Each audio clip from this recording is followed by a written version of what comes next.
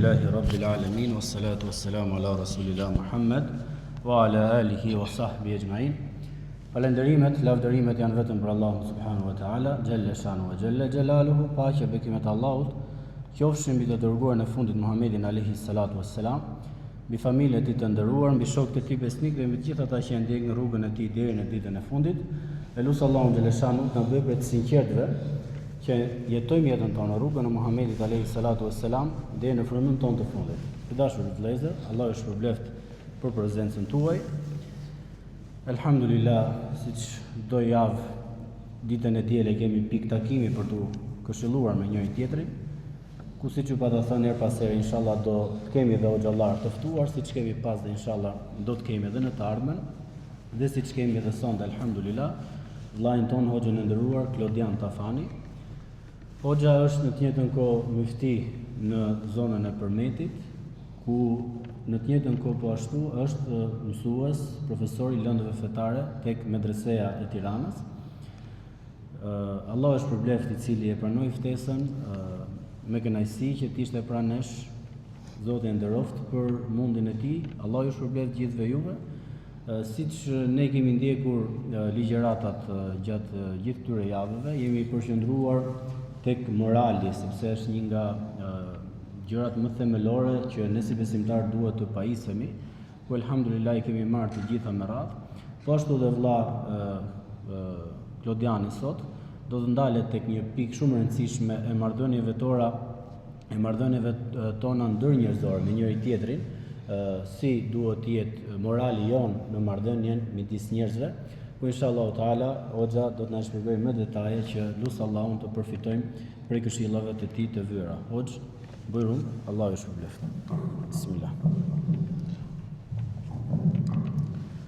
Assalamu alaikum wa rahmatullahi wa barakatuh. A'udhu billahi minash shaitanir rajim. Bismillahir rahmanir rahim. Alhamdulillahi rabbil alamin. Wassalatu wassalamu ala ashrafil anbiya'i wal mursalin.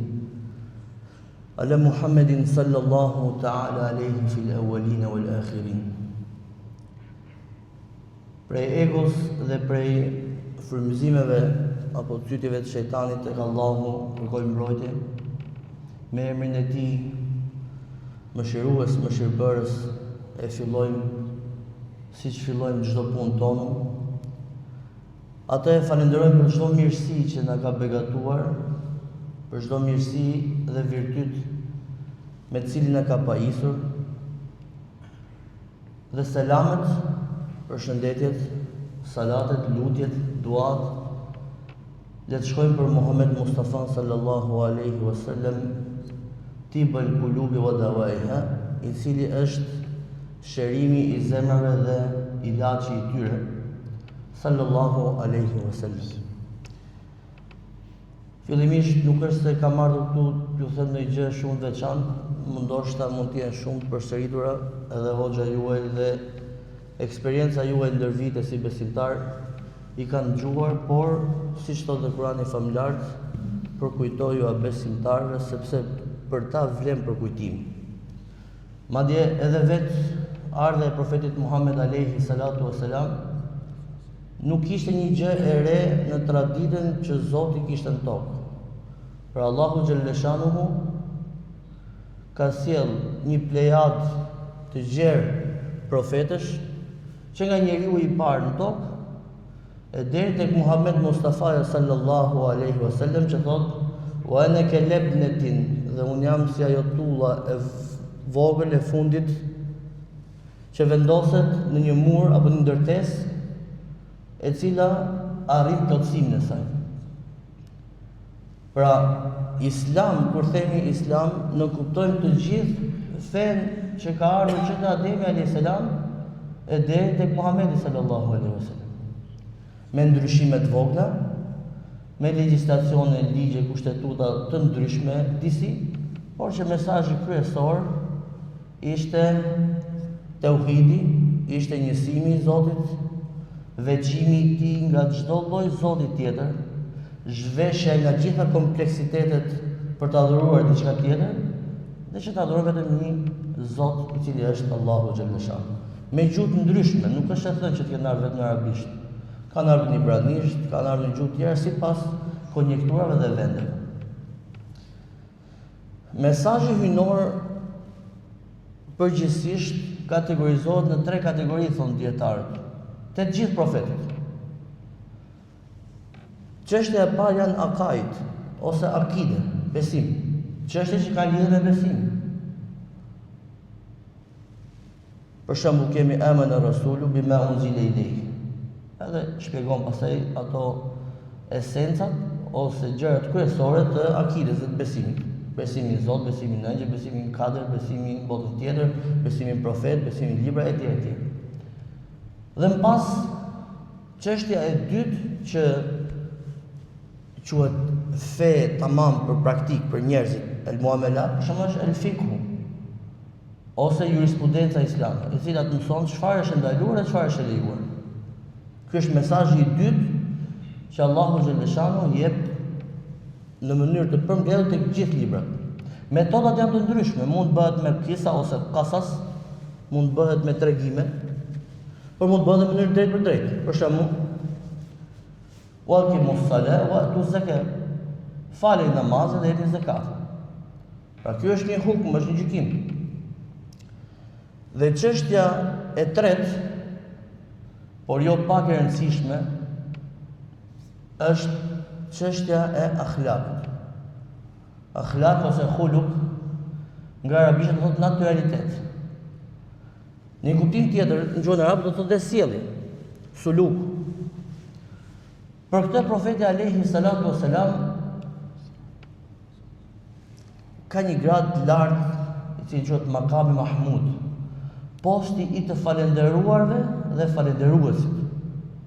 Profeti dhe i të lëvduarve, sepse fjala hamd, siç e dim, ka kuptimin dhe i lavdëruar, por edhe i lëvduar, edhe një që bën shumë lavdë, siç janë emrat e profetit, nga folja Hamide, Ahmed, Muhammed, Hamada, Mahmud, Mustafa është i përzgjedhur, por te ky grup fjalësh për profetin alayhi salatu wasalam është personi i cili lavdëron më shumë dhe është më i lavduar ndër njerëz. A ka ndonjë njeri që të përmendet 14 shekuj rresht në çdo sekond, në çdo çast që ekziston koncepti kohë, që të përmendet kaq shumë sa profeti Muhammed, sa Allahu dhe profeti Muhammed alayhi salam, sepse Allahu xhaleshanu e bëri përmendjen e profetit si përmendjen e tij. Ne nuk duhet ta ngatrojmë që ta adhurojmë profetin, jo, por përmendjen e të dashurit të tij Allahu xhaleshanu e ka bërë bashkë me përmendjen e tij. E bën bashkë me përmendjen e tij në zërin që lartësohet në minaret në çdo sekond tjetës. E bën përmendat në Kur'an, e bën atë përmendet në dhikre apo në salavate, alayhi salatu wasalam. Dhe profeti alayhi salatu wasalam përdor një fjalë në arabisht ku duket sikur është përjashtuese për çdo çështje tjetër dhe thot inna bu'ithtu li utammima makarim al-akhlaq. Po ta përkthesh fjalë për fjalë do thot që unë nuk jam dërguar për gjë tjetër veçse të plotësoj, veçse të përfaqësoj, utemi do thot plotësoj, por kuptimet e fjalës, siç thonë dhe dietarët e hadithit, si Ibn Hajar al-Asqalani radhiyallahu anhu, utemmime është përfaqësoj, makarim al-akhlaq, çështjet më fisnike të moralit lartë. Pra mesazhet ishin 3 kryesore, një kishte të bënte me akiden, 2 ka të bëjë me rregullat, gjë që i din gjithë besimtarët. Por tek ajo për cilën ne çedojmë më shumë ose shpeshherë e humbasim identitetin tonë si besimtar është akhlaqi. Po çfarë është akhlaqi? Për këtë çështje të cilët gjithë sahabët, gjithë tabiinët apo tabiinët, apo dhe çdo kush që do të udhtoj në vlerat e larta të moralit, janë munduar me mishë me shpirt dhe shpesh herë këtu njeriu e humbet. Ka 2 gjëra në këtë aspekt, mund ta humbasë edhe për aspektin sepse është njeri tek e fundit dhe i shkon që dhe të harrojë dhe të gabojë. Por e rëndësishme është që kur një person gabon në diçka, t'i rikthehet gabimit, ta kuptoj atë, pikollohet për atë, si thot profeti alayhi sallam, nadamu tawbatun.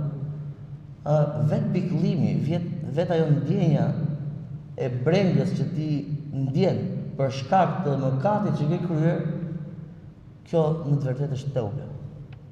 Pavarësisht se ajo ka kushtet e tjera, përse nëse i ke hyrë në hak dikush të kthesh hakun apo ti kërkosh Allahun e tjerë, por pikëfillesa e pranimit të teubes ose të pendimit është vetë ndjenja e pikëllimit ose të brengosja, të ngushtohet domethënë. Të ngushtohet bota. Të mos ja falësh vetes. Mirë, pse dietarët kanë bërë lloj ndarje të mesazhit hyjnor? A janë këto të shkëputura nga njëra tjetra, apo janë të gërshetuara dhe funksionojnë bashkë? Po, ato funksionojnë bashkë. Përgjithsisht besimtarët që kanë vite që vinë xhami, i din shumë mirë çështja e akides dhe nuk besoj që të ketë ndonjë problem domethënë në çështjen e shirkut, që të vjen në xhami dhe të bëjë edhe shirk, apo të vjen në xhami apo të bëjë edhe kufër apo etj etj. Edhe pse një kufër i fshet, pak a shumë ose një shirk e bëjmë gjithë në këtë adhurimin e postit, adhurimin e dynjas, po nuk që tamam kjo drejt për drejt që e mohon Zotin, por është një ndjenjë që mjanon njeriu ndonjëherë. Se shembull besimtarët si shembulli asaj domethënë bimës grurit që edhe lakohet ndonjëherë dhe shtrëmbohet nganjëherë, po përse i vjen drejt etj. Po pse i kanë përmendur besimtarët? Pse i kanë përmendur dietarët të tilla? Sepse ato gërshëtohen njëra tjetrën. Për shembull, inna salata tanha anil fahsha'i wal munkar. Nuk ka dyshim se namazi duhet ta ndaloj, aty thot absolutisht e ndalon. Por shumë kush për jush mund të pyetën, po mirë, ne kemi parë njerëz që edhe falin namazin, po edhe bëjnë gjëra që Zoti i urren, munker, të urryera tek Zoti, tek këqija, nga e flishta. Inna salata tanha anil fahsha'i wal munkar. S'ka dyshim, pra është e sigurt kjo, që namazi të ndalon, të privon për të kryer të flishtat, të pistat dhe të urryera tek Zoti. Po ka njerëz që edhe falen dhe i bëjnë këto? Po. Atëherë është problemi i namazit? Jo, problemi nuk është e namazit. Problemi është e mënyra se si ti e fal namazin.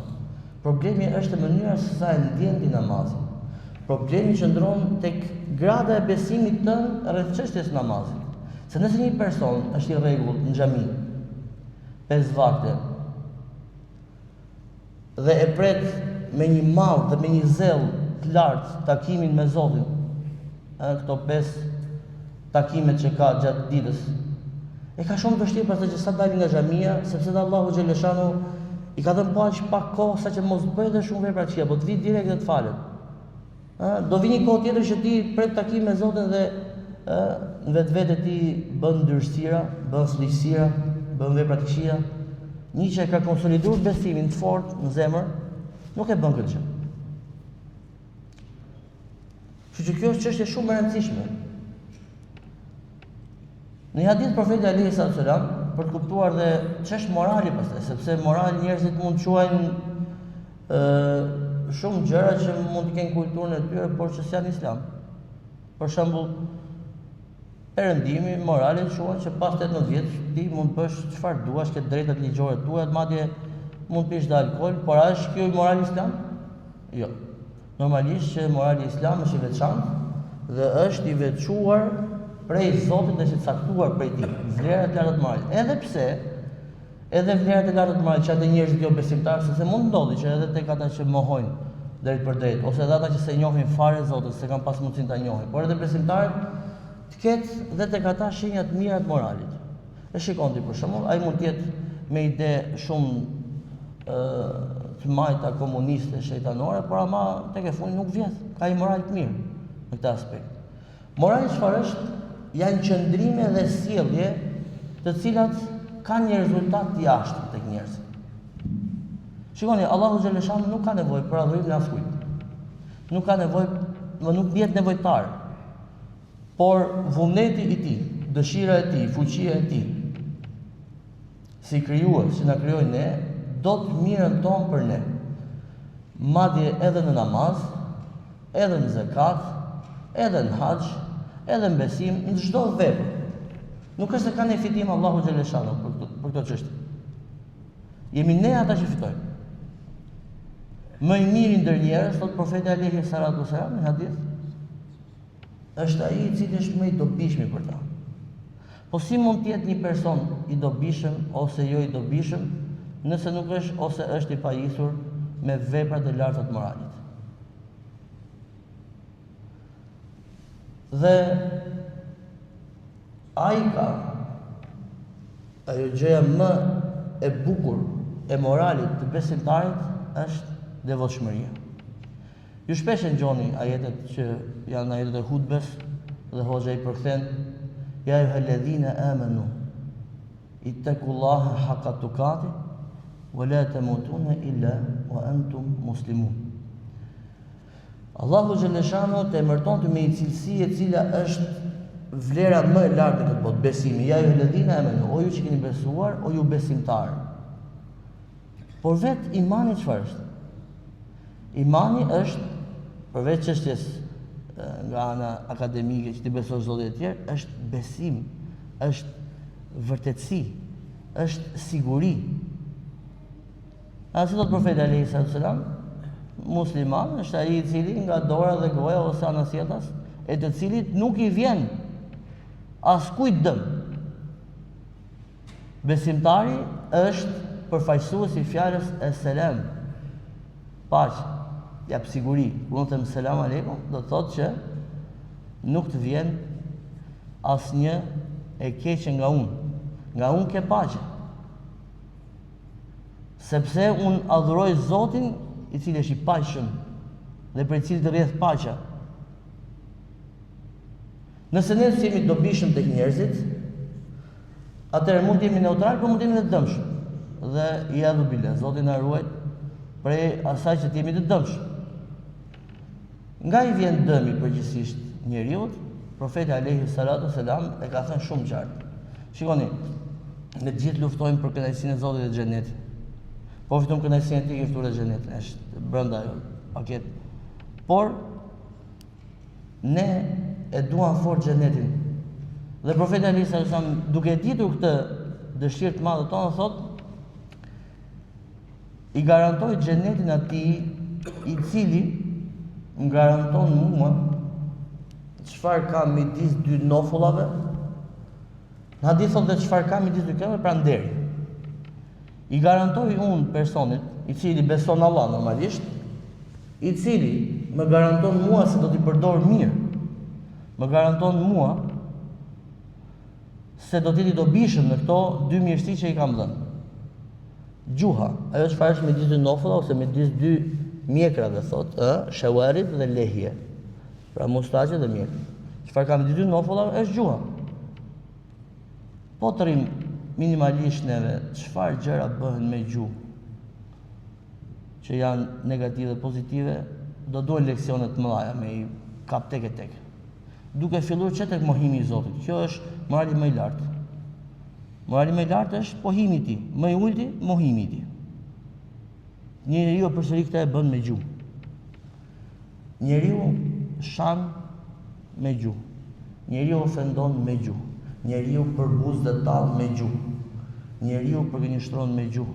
Njeriu mashtron me gjuhë. Njeriu thashë theme me gjuhë. Njeriu përcjell lajme të pa verifikuara me gjuhë. Është bërë traditë, sidomos në kohët tona, kur dhe këto mjetet për ta çuar një lajm në kohë rekord në gjitha anët e globit, është më e vështirë për të përmbajtur. Ngjohet informacion sa ndej këtë dhe çfarë gjon e përcjell. Edhe pikërisht profeti alayhi salatu wasalam, sepse një nga cilësia e profetit është el-fatana, fatana zgjuarësia profetike, ose hikme që i ka dhënë Zoti. Në cilëti çfarë thotë? I mjafton njeriu për mëkat të flasë gjithçka që dëgjon. Nuk shton asgjë. Nuk po themi se po shtoj shpifje, po thësh akoma mëkat më i madh. Por gjithçka që dëgjon, e dëgjon këtu diçka, gjithat bisedë për cilë diku tjetër. Ndoshta edhe nuk është nevojshme fare. Pra gjitha mëkatet që vijnë nga gjuha janë mëkate të mëdha. Në një hadith që është i dobët, por që ka të bëjë me mënyrën si ta kuptosh gradën e këtij mëkati, thot profeti alayhi salatu wasalam se gibeti ose nemime, el ghibet u el nemime, pra të flasësh në mos prezencën e dikujt dhe të bësh tash e theme për të, është më e rëndë sa të bësh zina, imoralitet. Po zinaja nuk do thotë që është gjë e vogël. Shikoni, zinaja është gjë shumë e madhe. Ndërsa të bësh, shiko, të duket shumë thjeshtë, e bëjmë shpesh fatkesisht. E bëjnë gjithë, nuk ka një imunitet. Kush më shumë e kush më pak. E bëjnë hoxhallar, e bëjnë muezin, e bëjnë myftin, e bëjnë gjithë, ulen dhe nuk e kontrollojnë çfarë po thuhet. Merr lajmin dhe e thot njëri diçka, hedh një shash kur i thon fjalët dhe fillojnë gjithë pastaj dikush tonë anë këtej. Edhe për këtë ka thënë profeti alayhis salam, mirë për të, mirë për të, mirë për të, i cili dëgjon diçka, ja thot tjerëve dhe i shikon që ata po qeshin, po gëzohen me ky lajm dhe ai vetë se vazhdon dhe shton dhe gënjen. Pse? Sepse i pëlqen. Shikoj njerëzit, ore po flas unë tani, njerëzit po i pëlqej kjo gjë. Ja, futi çik dozën tënde. Edhe aty ka shpifje, aty ka përcjell lajmi gabur, aty s'ka verifikim fare, aty ka gënjeshtër, ka mashtrim dhe e dëmton tjetër. Pra, duken gjëra shumë thjeshta, vetëm me të folur. Se ndonjëherë neve jemi fokusuar që mishi i derrit, alkooli, ore tek e fundit mishi i derrit, alkooli është një haram shumë i madh normalisht. Po tek e fundit haram është. E bën njeriu e ka me veten, me Zotin, pendohet dhe ndoshta e fal. Po kjo është gjë shumë e rëndë. Sepse ne nuk kemi as burrin dhe as ndërgjegjjen që atij personi i cili kemi bërë gibet vetë i themi, ore unë kam fol për ty keq. E bën dot dikush? Mundohet të flet mirë atij personi kështu, po është e vështirë që ta marrësh guximin dhe të thosh, shiko, unë kam fol për ty keq, ma bëj halal për këtë çështje. Është shumë e vështirë. Dhe njeriu e humb përgjithsisht në këtë pikë, në çështjen e të folur. Aliu radiallahu anhu kur u pyet se ç'është takvaja, ç'është devotshmëria, pra ja ju helladhina amanu që keni besuar, ittaqullaha haqqa tuqati. Kjeni Allahun frikë, në kuptimin jeni të devotshëm që të ndaloheni nga të ndaluara dhe të bëni ato të lejuara. Haqqa tuqati, ashtu siç ai e meriton. Sepse thot Omeri radiallahu anhu, thot Allahut ki e frikë ashtu siç e meriton, sepse do vi një ditë që veprat e tua i quhen fe pastaj. Si e kanë disa domethënë, e bërë disa hoxhallar kështu. Çfarë thot ai është fe? Po dalë se ai gabon tek e fundit. Jo po e tha hoxha, jo më verifikoj, s'ka gjë të keq. Dhe ai njeri është. Atë as më gjykoj për keq. Jo po e tha ai është fe, s'ka domethënë. Jo nuk ka lidhje fare ashtu. Ishte Omeri radiallahu anhu që është kalif, për cilin profeti alayhi salatu wasalam ka thënë se nuk do kishte pejgamber pas me, do ishte Omeri. Me gjuhën e cilit kanë ardhur gati 200 ajete në Kur'anin famlar. E ka pas menduar Omeri përpara që ja Rasulullah, sigur kjo zinaja si çe pis duket. Vjen ajeti për të zinas. Etj, gati 200 ajete thon dietarët. Intuit profetike, edhe pse s'është profet, domethënë ta bën dallimin. Omeri kishte frikë nga kjo gjë, thoshte keni frikë për gjërat që thonë dhe veproni, sepse do vi një ditë që këto veprat e tua i quhen si fe pastaj, sepse njerëzit kanë një farë konsiderado për ty dhe i quhen fe këto gjëra. E duhet pasur kujdes. E samt ose heshtja është prej ibadeteve shumë të mëdha. Mos qëndro dhe mos fol dhe mos ki një qëndrim dhe mos jep mendim për atë gjë që ti nuk e di, thot Kurani famlar. Ndërsa profeti alayhi salatu wasalam thot ose fol mirësi, ose fol gjëra të mira, gjëra të harit, gjëra dobishme, filtroj fjalën tënde. Është e dobishme, është e dëmshme, i vlen dikujt, si vlen dikujt, është gjë kote, atëherë mos e thuaj fare. Më mirë hesht. Nuk thot mos e thuaj, po e thot çik më rënd. Kulil khaira aw ismut, ose hesht fare. Hesht mos fol. Shiko punën tale, fal namaz. Pse duhet të kesh ti qëndrim se s'bën për gjithçka? Pse duhet të kesh ti qëndrim për gjë që s'ke dije, sidomos kjo është më e rëndë. Atëherë këto janë gjëra të cilat njeriu në vend që të jetë në një udhtim duke fituar udhtimin e jetës për tek Zoti, një udhtim për të fituar dhe humbet. Samt është adhurim i madh, heshte. Dhe dietarët e kanë quajtur ndryshe dhe israful kelam, ose shpërdorim i fjalëve, shpërdorim kohë, shpërdorim fjalë, shpërdorim se pastaj njeriu fillon të humbë dinjitetin, pastaj domethënë flet kot në kot, her pas here, pastaj si va vesh njëri më. Ne dim shumë mirë që Allahu xhaleshanu me anë me lajkeve të cilët i ka lënë për këtë detyrë që shkruan veprat e mira, regjistron çdo fjalë. Ato ta shikoj njeriu ç'është libër që merr. Inshallah vjen gjithë nga djathtë. Po nëse vjen nga majta, ç'është libër që pas regjistruar gjithçka, çdo fjalë, edhe ato shakat që u kanë bërë kot, po edhe ato janë. Sepse profeti alayhi sallam dhe kur bënte shaka, thoshte të vërtetë. Si tha se gruas, tha që ishte një grua e vjetër, tha pleqë dhe plakat nuk do hyjnë në xhenet. Filloi ajo shqetësohej, filloi gati po çante dhe profeti e pa, nuk donte ta linte aq shumë, tha sepse do hyjnë moshë të re. Ajo përsëri u gëzua. Ndoshta kjo shiko për ne shumë pak qeshëm, ndoshta kohën e profetit ata qeshën më shumë, pse? Sepse e panë që profeti bëri një batut të vogël, se njëri serioz, njëri i Zotit, njëri profet, pejgamber, gjithmonë fliste, ishte rënd, fjala e tij ishte rënd, fjala e tij ishte përgjegjësi. Dhe kështu do të jetë dhe fjala jonë. Pse mos jemi ne të këndshëm? Pse mos jemi ne njerëz që përhapim vetëse virtyte dhe mirësi? Ne problemin tonë kemi një herë brenda për brenda, në rrethin e ngushtë, që tek familja, që të respektimi i moshave, respektimi i të vegjëlve, respektimi i të mëdhenjve, trajtimi i tyre. Duhet të fillojmë ngushtë një herë në rrethin tonë. Pra duhet me adhuru Allahu me vigjilencë, ittaqullaha haqqa tuqati. Jini vigjilent ndaj Allahut ashtu siç meriton ai të jeni vigjilent i përkthim tjetër. Sepse nuk duhet edhe kjo pjesa kështu që friksojnë Allahut, friksojnë po do friksosh, po do friksosh xhenetit për shkak të veprave tuaja. Se Allahu xhaleshanu është i dashur, Raufun Rahim bil ibadi. Është i dhëmshur, është i mëshirshëm me të gjithë adhuruesit e tij. Mos ketë ajo ideja kështu që po shkojmë në xhami se frikë Allahut, po.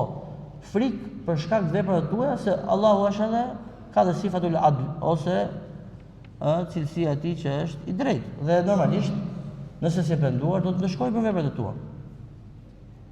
Po ç'është devotshmëria? Pra unë doja që ta nisë kështu, ato 3 mesazhe morale, ai ka e gjithë këtyre është devotshmëria. Edhe profeti alayhi salatu wasalam është lutur shumë për devotshmëri. Allahumma inni as'aluka al-huda wat-tuqa wal-afafa wal-ghina. Thoshte shpesh profeti alayhi salatu wasalam. O Allah, unë kërkoj prej teje udhëzim, kërkoj prej teje devotshmëri,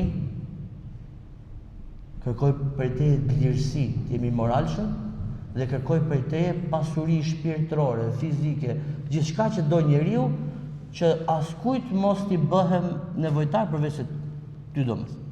Gjina.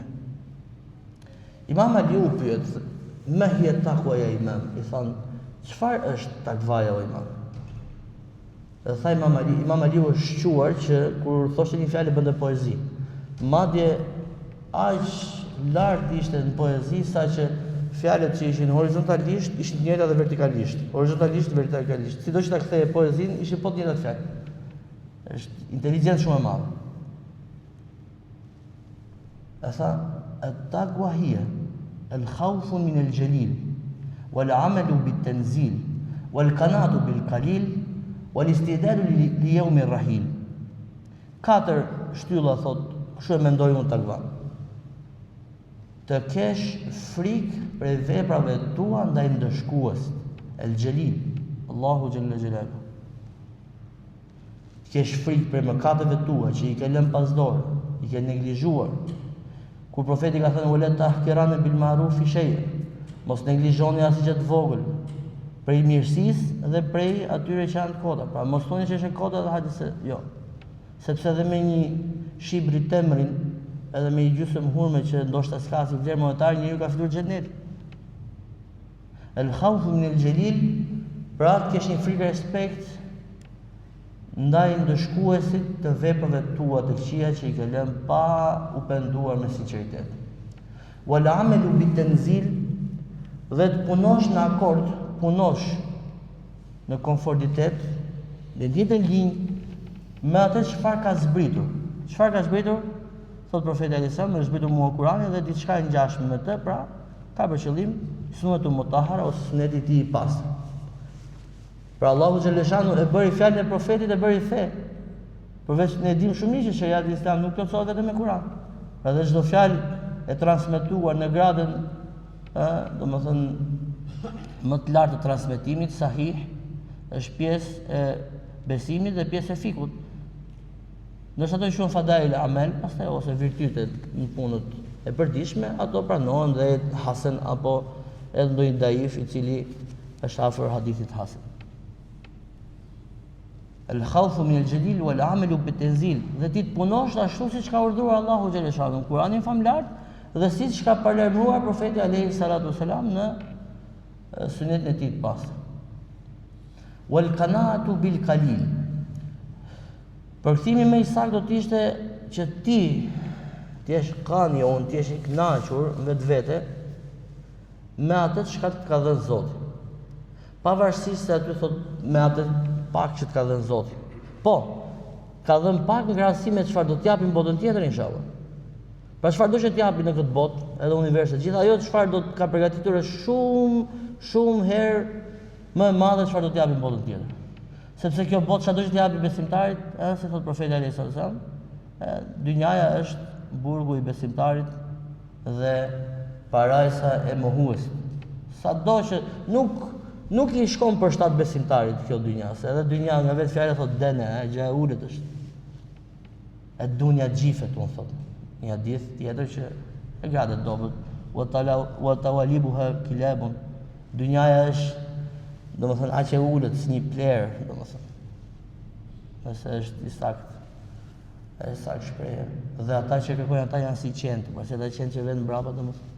Pra ata që kërkojnë ta gjejnë mirësinë, ta gjejnë xhenetin, ta gjejnë shpërblimin, gjithçka në këtë dynjë, atëherë domethënë është e përcaktuar se çfarë janë. Por të kënaqesh me atë që ke. Çfarë do të kënaqesh me atë që ke? Mund të jetë pak ose mund të jetë shumë krahasim me njerëzit, por e rëndësishme është që ti ta kesh në pllëmbën e dorës tënde, por mos ta kesh në zemër. Mos ta bësh diçka që është e dynjas, shqetësim zemre, si të fitoj nesër, rri mendon të radhë, se gjumi tjetër, ose i futet mendime, si të fitoj, e justifikon dhe mjetin, mund t'jetë dhe mjet që s'është halal, por vetëm të fitoj, si të bën më i pasur, si të arrijë këtë post, si të bën dikush e tjerë, se ka lloj, domethënë dëshirash njeriu. Pra kjo është çështje që ti duhet të kënaqesh, mos kesh lakmi, mos kesh smir, pse ka e tjetri. Jo, ambicie duhet të kesh, kjo është gjë tjetër. Nuk e pengon Islami të jesh i pasur, se pengon që ti jesh edhe në poste të larta që ti me vërtet me qëllimin e pasur të bësh mirë dhe ta kërkosh të për i Zotit. Më mirë është kur ta japin, por edhe nëse kërkon. Dhe i sinqert atë nuk është gjë e keqe, por mos të jesh shqetësim zemre, mos të jesh shqetësim për krenari, mos të jesh shqetësim ose mos të jesh dëshirë për të shtypur të tjerët ose për të dukur mbi të tjerët. Sa Allahu xhaleshanu, si thot profeti në hadith, nuk sheh as fizionomin tuaj, as çfarë vishni ju, as format e trupit tuaj. Jo, dikush është vesh gjatë, dikush është hund madh, dikush është kokë shtrem, dikush është kokë drejt. Dikush është invalid, dikush është kështu, dikush është ashtu. Jo, nuk sheh asgjë thot. Ai sheh vetëm zemrat, atë çfarë ju bëni qëllim dhe sheh veprat tuaja. Kështu duhet pasur kujdes në sjelljet me njerëzit. Do të pasur kujdes se sjellja është dhe kjo që ti mos e lakmosh, mos e synosh pasurinë e tij, mos e dëmtosh atë. Nuk është vetëm sjellja, selam aleikum, selam dhe pastaj pas shpinën çfarë s'bën. Selam aleikum dhe pastaj vetëm gibet. Selam aleikum dhe vetëm thashë theme. Selam aleikum vetëm shpifje. Jo. T'ja duash të mirë. Aja dëshiron, nuk keni besuar derisa t'ja doni vllajt tuaj, atë që doni ju për vete. A do mirësi për familjen tënde, për veten tënde, do shëndet, do mbarësi, do begati, do bekime për Zotin, do mirësi. Nëse e besimtar, duhet të dush të tjetrit. Ta ke dhe filarin, ta ke dhe fisteku, jo vetëm ti, vetëm unë. Vetëm unë, jo. Wal kanatu bil kalil, pra ti që kënaqur me atë që ka përcaktuar Zoti, wal istidad li yawm rahil, dhe të përgjigjesh thot për udhtimin e lartë dhe të epërm. Dhe cili është udhtimi i lartë dhe i epërm? Është ai që ne urrejmë shumë, sepse na ka mbytur kjo dynja me mirësitë e saj, është vdekja. Udhtimi i epërm duket pak katastrofik shumë në syrin e dynjas. Po besimtari në çfarë është? Është inshallah takim me Zotin, është përblimi i Zotit. Po çfarë do të bësh për këtë? Do të jemi të përgatitur, thotë Imam Aliu. Istidadun li yawmi rahil. Të bëj përgatitjet e mia ashtu siç ne jemi aq vëmendshëm, aq vigjilent kur do shkojmë diku në një dasëm për shkak ose një takim të rëndësishëm apo do ikimi jashtë shtetit, gati 2 ditë të blej një valizhe të mirë, të jetë kështu të ndriçohet të mirë, dukemi si qytetar i mirë, të marr një kostum të mirë, atleta të mira, atë shikoj e bëra check-in-in apo se bëra për ti kur kontrollova biletën, se kontrollova pasaportën, kam në rregull, takim kuletën mirë, po ta merr gjithë vëmendjen. Pse se do shkoj jashtë shtetit me takim të rëndësishëm. Po mirë. Ta kthejmë ndryshe. Po te namazi bën këtë përgatitje. Takimi më i bukur që ka besimtari. Kur thema e bën, a e bëja edhe unë, sepse kur flas në veten tuaj, flas edhe për veten time fillimisht. A e bëjmë ne këtë apo jo? Shpesh herë ndoshta edhe në sabah me pijamet që jemi nga krevati, me ato falemi, me ato flem, me ato rrim. A bëjmë ne përgatitjen e po shkojmë në xhami në për ditë veçantë? Ta përgatis veten, bëj ca salavate, bëj ca dhikr që kur shkoj ti ta ndjej namazin, ta përjetoj namazin. Sepse po nuk e ndjeve vetë, nuk e përjetëson dot. Profeti tha: "Inna bu'ithu li utammima makarim al-akhlaq." Unë jam dërguar që të përfaqësoj ndjenjat më të larta dhe veprimet më të larta të moralit. Po nuk e patë vetë, nuk e jep dot tjetër. S'ke çaj tjetër nëse s'ke vetë. E thonë arabët faqi dushein la yuti. Ai që ka humbur vetë diçka, s'ka si t'i japi dot tjetër, se ka humbur vetë diçka. Duhet ajo ndjenja. Pra namazi, nëse nuk i ndalon namazi këto flisira, këto veprime të ulta, atëherë duhet pasur kujdes, sepse kemi probleme të theksuara me namazin. Teknikisht mund të jesh në rregull ti. Ka hyrë vakti u drejtuve kindes, si ke mbulura vretin e tjerë, je lyer me miske e tjerë, këto mund të jenë rregull. Por ama ku fluturon mendja dhe ku qetësohet zemra kur je në namaz. Te dyqani e ke lënë hapur apo e ke lënë mbyllur? Tek ushqimi, tek posti. Prandaj duhet një përgatitje shumë serioze. Duhet një përgatitje me përgjegjësi plotë me ndërgjegje të pastër për takimin ose udhtimin e epërm. Ai është udhtimi më i lartë. Do shkosh para Zotit dhe japësh llogari. Do ballafaqohesh me veprat tua, me flistit tua, do dalin një. Do të shohë Allah, do të shohë profetët, do të shohë edhe besimtarët gjithë. Prandaj kush mbulon një tmet të besimtarit në këtë dynja, thot profeti alayhi salam, do t'i mbulojë Allahu xhelle shanuhu, ose më saktë do t'i ndreshi prej punëve të tij që do ketë vështira në ditën e gjykimit. Do t'i mbulojë fllihësitë e tij, paturpsitë e tij në ditën e gjykimit. Unë lut Allahun xhelle shanuhu që të mos ju kem bezdisur me fjalët e mia që mund të jenë mira herë të përsëritura, por duke marrë shkas nga ajeti që inshallah na bën dobi për kujtimin, e lut Allahun xhelle shanuhu që ta ketë bërë këtë kuvent, këtë mezhlis të hajrit, ku të kemë prezertuar me lajket dhe të na kenë zili dhe të jeni prej atyre që Allahu xhelle shanuhu jetë dersun e kitab Allah, ata studiojnë me njëri tjetrin. Ders është mësim, kurse jetë dersun e mësojmë bashkë. Përcjellim me njëri tjetrin mësimet e Zotit dhe inshallah aty zbret sekine, zbret edhe qetësia, zbret edhe mirësia e Zotit. E lut Allahun xhelle shanuhu të jetë prej takimet të cilat do të na bëj dobi në fletoren e punëve të ahiretit. Allahu e shpëlbeft. Allahu shpëlbeft. Allahu nderoft hoxhën me fjalët e ëmbla të buta, na kënaqi. Më vërtet alhamdulillah, u bota më një atmosferë mëshire, Zoti shpëlbeft. Ju e dini që unë kam qenë t'i përmbledh shkurtimisht këto fjalët e mysafirëve. Ajo çfarë unë kuptova me shumë vëmendje që dëgjova çdo fjalë të hoxhës së nderuar, është se muslimani, për të quajtur një musliman i kompletuar, duhet të dalë përtej veprimeve fizike.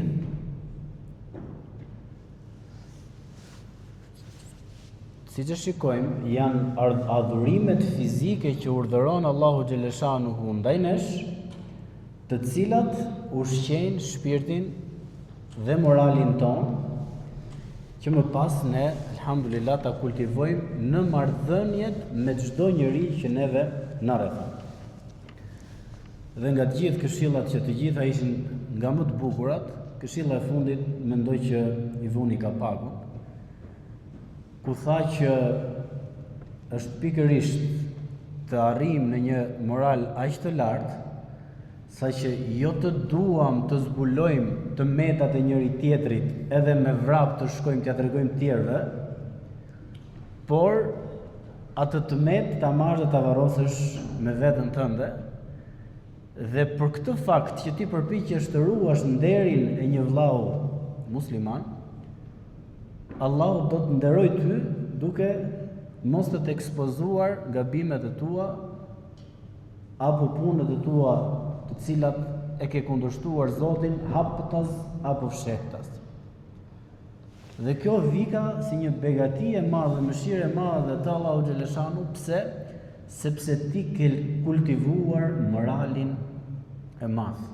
Siç e tham dhe javën që shkoi, nuk ka punë që do të rëndoj më së shumti ditën e gjykimit në peshoren e veprave, tha Muhamedi alayhi salatu wasalam, se sa morali i mirë. Pra morali i mirë do të thotë që ti e sjell në praktikën tënde të përditshme natyralisht, pa u sforcuar.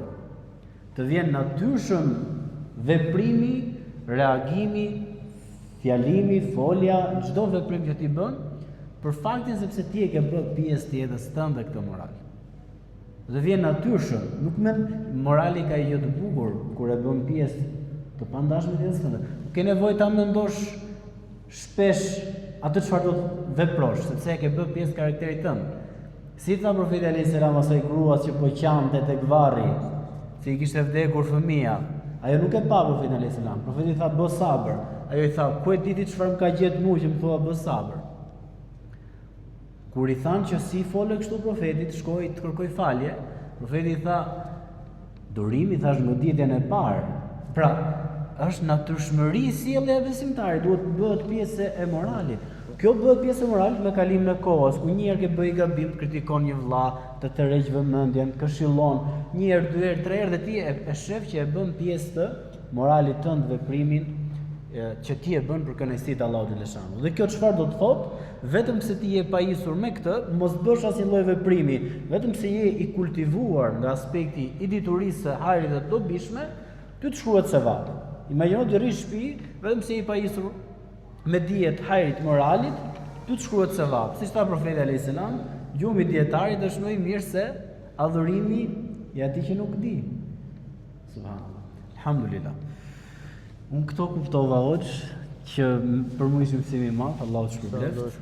Allahu na bëf për atyre që i sjell në praktikë inshallah këshillat e hoxhës së nderuar. Zoti ju shpërbleft për çdo sekondë që dëgjuat. Falenderojmë Allahun xhaleshanu që na mundsoi këtë takim kaq të bereqetshëm. Inshallah do të takohemi pra në javët në vazhdim. Wa akhiru da'wana anil hamdulillahi rabbil alamin. Dhe fjala e fundit është falënderimi i takon Allahut, Zotit të botëve. Allahumma salli wa sallim wa barik ala nabina Muhammad. Allahu shpërbleft.